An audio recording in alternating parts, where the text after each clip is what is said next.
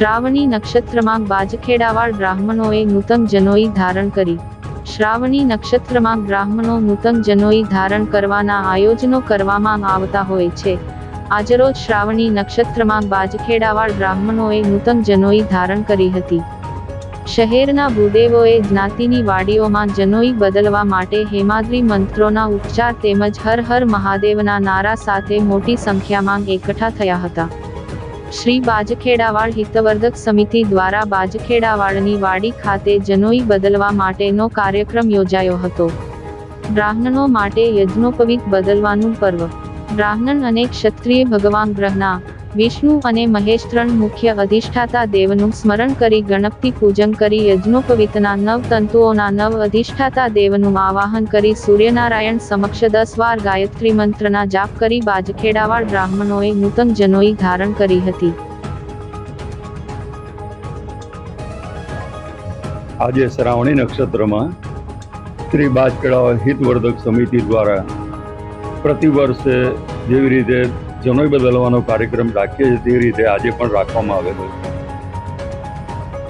યજ્ઞોપવીત ધારણ કરવું એટલે કે જ્યારે પણ જે વિદ્યાભ્યાસ કરવા માટે એમાં જવાનું હોય ત્યારે યજ્ઞોપવીત ધારણ કરવું પડે છે।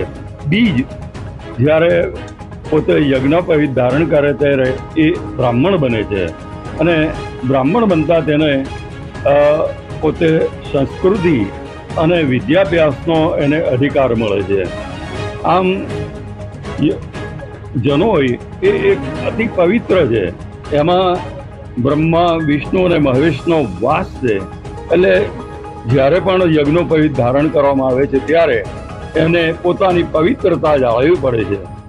પ્રતિવર્ષ શ્રાવણી નક્ષત્રમાં આ યજ્ઞોપવીત બદલવાનો કાર્યક્રમ રાખવામાં આવે છે ત્યારે અને એ શાસ્ત્રોક્ત વિધિથી આ યજ્ઞોપવીત બદલવામાં આવે છે અને આ જ્યારે પણ કોઈ અશુભ પ્રસંગ હોય ત્યારે યજ્ઞોપવીત જનોઈ અશુભ થઈ જાય છે। એટલે આજે એ જે જનોઈ છે તે આપણે એને એ કરવામાં આવે છે, શાસ્ત્રોક્ત વિધિથી એની પૂજા અર્ચન કરવામાં આવે છે અને બદલવામાં આવે છે।